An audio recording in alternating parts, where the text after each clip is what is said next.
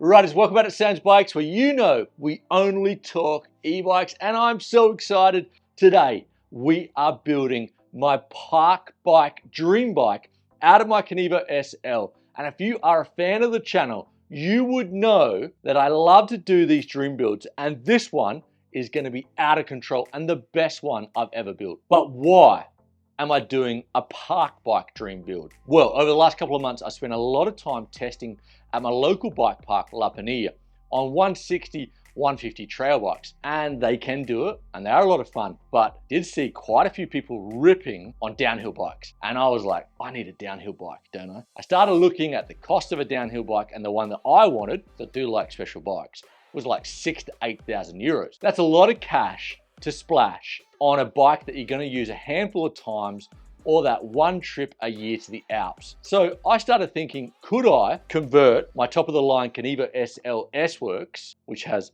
amazing 6-bar suspension, 170 at the back, into a park bike for a couple of months of the year, and then convert it back into my S-Works, my 170, 29, a super enduro e-bike for my local trails. And I thought, yes, I could. So that is 2 bikes in one. And you know, I've picked the best of the best parts. But you know, we love to get the bling and get those absolute dream bikes built at Sam's Bikes. So yes, every part that's going on my dream build park bike is top of the line. This bike's going to be out of control. I cannot wait to build it and show you. And before we show you all the parts, I'm going to say it is my dream build, but it's also inspired by Loic Bruni a little bit, because I'm a massive fan of Bruni. Just look at how that guy rides. He is out of control. His head doesn't move. He has the best style in the whole downhill circuit for me anyway. And I am influenced by the parts that he has. And obviously, I'm going for some of those parts. So if I get it all dialed, maybe I'm going to ride as good as Bruni at 45. Maybe. Let's check out the parts. Number one, obviously we're going to Kenevo SL frame. And why? Well, it's really simple. It has some of the best kinematic suspension I've ever used. It's a 6-bar, 170 mils of rear travel. And it's a reasonably long bike. So I'm on the S4. It's got a 488 mil reach, which for a park bike, for a downhill bike, I like a longer bike. Normally my trail bikes, I'm a bit shorter than that. This is a long bike. This is a lot of fun, this bike. It's actually hard to find this bike's limit. For me, the bike finds my limit before I can find its limit, because I'm braking and getting a bit scared before the bike's feeling out of control. So definitely the KSL is the right bike to build my park bike off. And now let's check out all the other parts. And check them out, riders. Check out all this loot. All this beautiful parts are going on my dream build, the DH rig. And let's start off with suspension, because I reckon it is probably the most important part of a downhill or park bike. And of course, we have gone the super bling Ohlins DH38s. And why have we gone these? Well, they're super beautiful to start with. I've always wanted to try them because I'm a massive Loic Bruni fanboy and also an Aaron Gwyn fanboy. And they've both been racing these forks this year, and I just always wanted to try them. And they look amazing. And also, I believe the Ohlins downhill forks are the only forks on the market that you can buy off the shelf, and you can set them up at 180 or 200 millimeters. We're going to be setting up the Kenevo SL at 180 at the front, 170 at the back.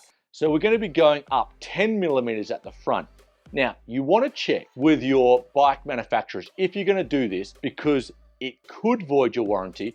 They will tell you where the frame has been tested to. So possibly you can go up 10 or 20 millimeters. You want to be really careful. I wouldn't be going up more than 20 millimeters myself, because the more you go up, there's more leverage on those forks and it can be dangerous. And next up, the rear shock. We have obviously gone an Ohlins TTX22m.2. And why have I gone this shock? Well, again, it's absolutely beautiful. If you haven't seen Ohlins suspension up close, the attention to detail is out of control. And I've heard so many good things about this. Actually, Julian, aka the Hucker, has this on his Levo limited edition, and he has been absolutely raving about it, and I just want to try it, so we're putting this on. And next up, stopping power. And if you're a fan of Loic Bruni, you might have guessed what I've gone the Magura MT7s. Also, check out what I've done. These are gonna look so lit on the bike. David from Ubus Bikes in Madrid, he painted these up for me. I had to get the factory look, you know, the Bruni look. And so we're gonna be having MT7 brakes, and then we're going Gaufa brake pads front and back, because I'm a little bit patriotic, being 49% Spanish. And then we are going some Loric Bruni limited edition titanium printed levers. I've had these in the stable for the last 4 years. They look so amazing. And then for rotors, we've gone the Storm 203 rotors front and back. I know you riders are probably thinking, why didn't I go 220 front and back or 220 front? I actually find 203 works really well for me. I'm not a super heavy rider. I think that 203s for me give more modulation. I just like them better. Now, why have I gone for that brake setup? Well, over the last couple of years, I've tested pretty much every brake on the market. I always go back to Magura MT7s because I love the power, I love the modulation, and you know, like, we are getting more and more powerful brakes. I don't think we need more power. I think it's more control. And for me, the Magura MT7s offer the best control. And next up, we have gone some absolutely beautiful bling i9 grade 300 version 2s in the blue and yellow or gold spokes, which I thought would pop off with the Ohlins. I thought it would look pretty good together. And why have I gone aluminium gold rims from i9? Well, first up, listen to this. It's just money.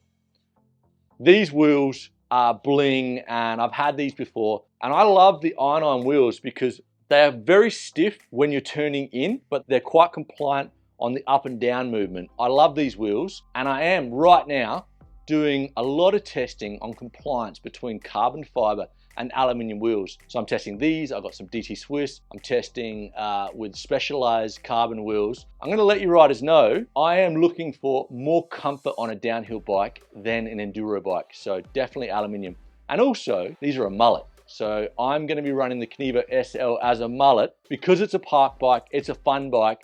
I ran the Kenevo SL about 2 years ago as a mullet, and I found it really good, but I found it sat a little bit low with the stock 170 cranks. So going on to the next part of the build, we have gone the beautiful Forx cranks in the SL 1.2 motor fit. These are brand new, hot off the market, hot off the press, in a titanium finish in 155. These things are beautiful. And why have I gone these? Well, first up, I always thought 170 cranks were a little bit too long on the Kenevo SL. And if I was having this as an enduro sort of trail bike, I would go 160s, but 155 is gonna be perfect for this. And they look beautiful. And also, Kiwi designed, owned company. And I just love that riders are making products like this for riders. And these are tough as nails, these cranks. And going on the Forx cranks are the amazing Sam Hill Enduro pedals. And it is really sad that nuke proof and chain reactions are no longer, and you can't actually buy these pedals anymore. I probably had about 6 or 7 sets, gifted a few pairs to mates because I love these pedals, and they just definitely remind me of like Shimano DX pedals back in the 90s. Great pedals, tough as nails, and Sam Hill, the GOAT, they had to go on. And onto rubber, and we are going the brand new Schwalbe Magic Marys in the Radial construction.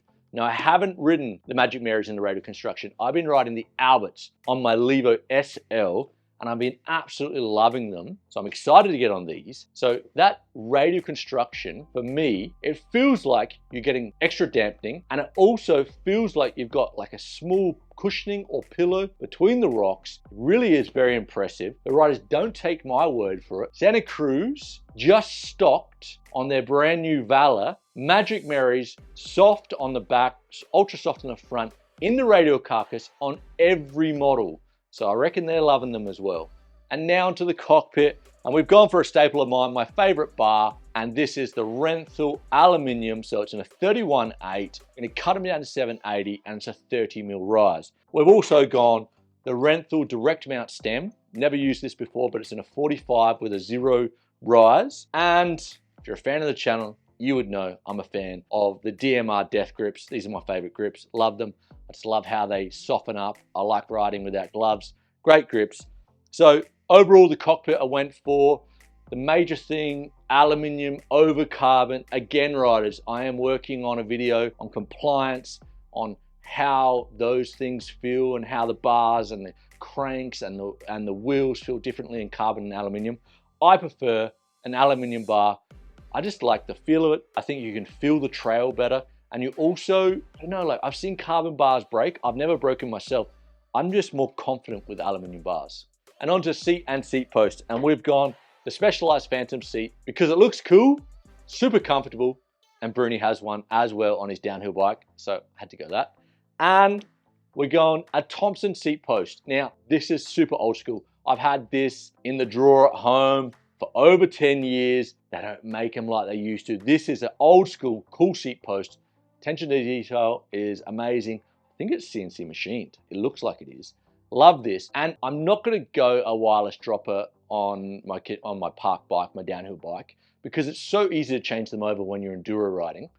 And also, where I ride at La Pinilla, on some of the chairlifts, the wireless dropper gets very close when you're putting your bike on, and you could break it, and they're like 500 or 600 euros. So I thought it'd be cool to have just a standard seat post, ride the seat low. I'm ex-BMX as well. I ride my e-bikes a lot of the time with the seat down, and I'm also gonna angle the seat up to be a cool downhill kid. And lucky last for running gear, we're gonna go the original, so the stock SRAM XX derailleur cassette and chain that came on the Kenevo SL, because I love it.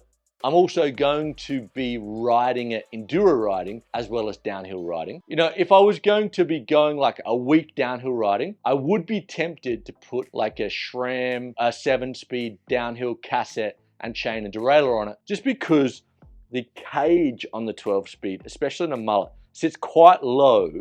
And that cage, even though the new SRAM T-Type is very good, that cage, if it does get hit, it does bend a little bit and your indexing goes out. So I might change that later on if I'm doing a week of downhilling. But anyway, riders, that's the setup. Let's go and build it.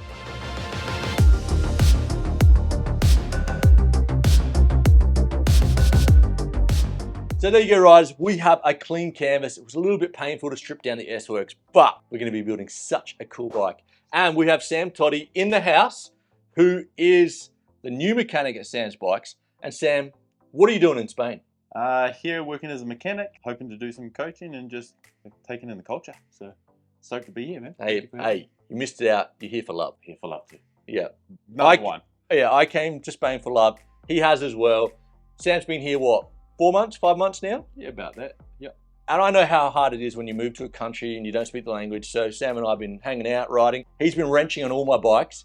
And they say that you shouldn't have a wrencher that isn't better than you. And Sam is definitely way better than me at riding. And he's going to be coaching me soon, because I've never said I'm an amazing rider. Like, I love to ride, but he's going to make me even better. And anyone looking to get coaching in Madrid, he's the man. We're going to be doing it Sundays, once a month, something like that. Anyway, let's build this beast. Let's go. Good. Let's go.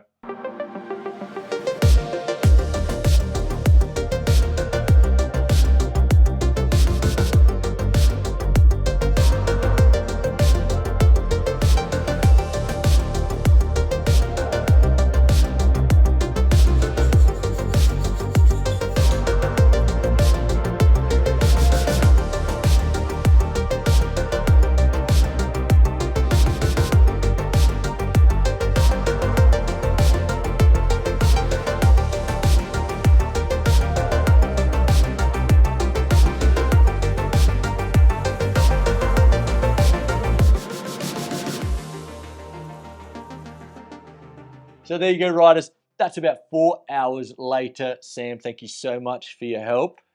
He did a fantastic job. What do you reckon of the build? I'm excited, bro. I'm excited for you to ride it. I'm excited to hopefully have a little go. He's going to have a ride. He definitely needs to have a go. We're probably going to go to La Pinilla Bike Park next weekend and ride it. But for now, we're going to go finish this video with some beautiful slow motion. Let's go.